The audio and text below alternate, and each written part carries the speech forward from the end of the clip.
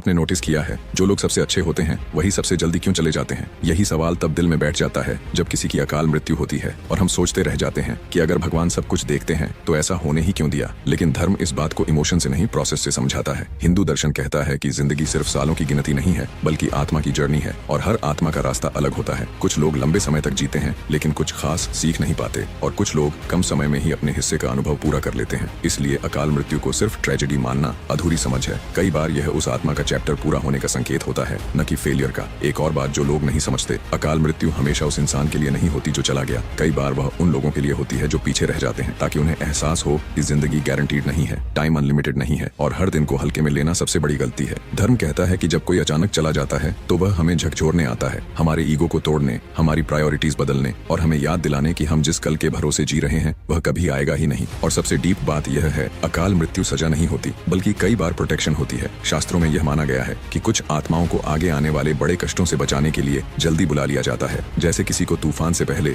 घर वापस बुला लेना। हमें बाहर से यह लॉस लगता है लेकिन आत्मा के लेवल पर यह शिफ्ट होता है, एंड नहीं। इसलिए धर्म अकाल मृत्यु को आखिरी लाइन नहीं मानता बल्कि नई जर्नी की शुरुआत मानता है, जो हमें सिखाती है कि मौत से डरना कम करो और जिंदगी को सीरियसली लेना शुरू करो।